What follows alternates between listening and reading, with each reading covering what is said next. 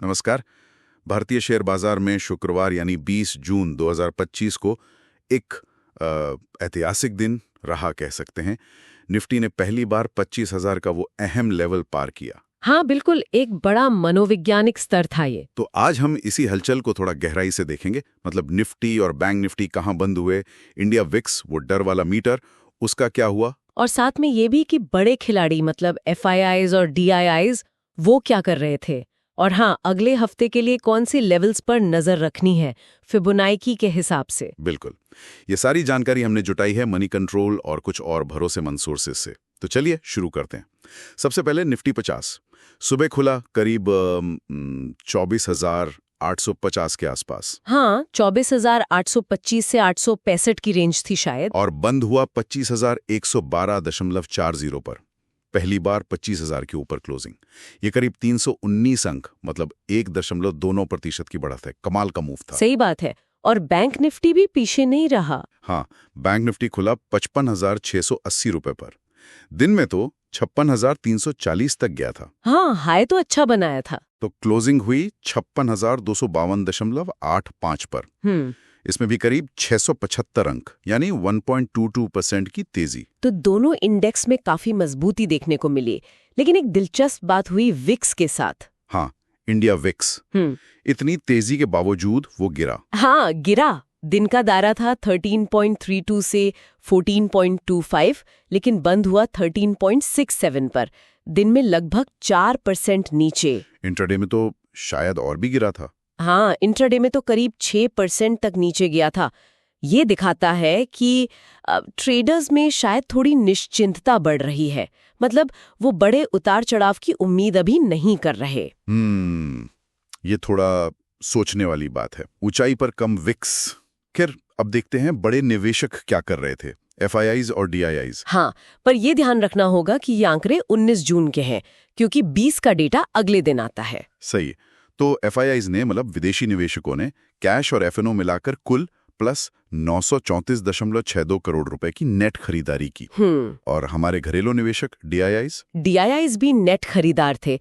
उन्होंने प्लस 605.97 करोड़ रुपए की नेट खरीदारी की। तो मतलब दोनों ही खरीद रहे थे। ये तो काफी पॉजिटिव है ना। बिल्कुल, जब दोनों बड़े प्लेयर एक साथ खरीद रहे हो और वो भी तब जब बाजार अपने ऑल टाइम हाई पर हो, तो ये बाजार के सेंटीमेंट के लिए अच्छा माना जाता है। भरोसा दिखाता है एक तरह से। और सिर्फ बड़े शेयर ही नहीं चले, राइट। ओवरऑल मार्केट ब्रेथ कैसी थी, वो एडवांस डिक्लाइन वाला रेशियो। हाँ, वो भी काफी अच्छा था। लगभग 2.1 का रेशियो था। 2.1 मतलब गिरने वाले हर एक शेयर के मुकाबले करीब करीब 2 शेयर बढ़ने वाले थे। तो ये एक हेल्दी रैली का साइन है। ब्रॉड बेस्ड पार्टिसिपेशन था। ठीक है, तो कुल मिलाकर शुक्रवार का दिन तो बहुत बढ़िया रहा। अब सबसे जरूरी सवाल, अगले ट्रेडिंग सेशन के लिए कौन से लेवल्स अहम होंगे? फिबोनाची क्या कहता है? हाँ, फिबोनाची लेवल्स हमें कुछ अंदाजा दे सकते हैं। अगर हम निफ्टी 50 की हालिया तेजी देखें, जो करीब 21,744 से 25,137 तक आई है। हाँ। अच्छा, तो अब ऊपर की तरफ जो पहला रेजिस्टेंस जोन दिख रहा है वो 25,200 से 25,300 के बीच है। ये एक साइकोलॉजिकल लेवल भी है, जैसा आपने कहा। अच्छा, और अगर ये पार हो गया तो? अगर इसके ऊपर टिकता है तो फिर 25,500 की तरफ जा सकता है। नीचे की तरफ देखें तो पहला सपोर्ट करीब 24,700 पर है। 24,700। ओके। और अगर वो टूटता है तो फिर 24,500 से 24,400 का जोन खुल सकता है। एक अच्छी बात यह है कि 61.8% का जो रिट्रेसमेंट लेवल था हाल की गिरावट का, वो करीब 24,935 पर था। उसे बाजार ने पार कर लिया है। ये अच्छा संकेत है।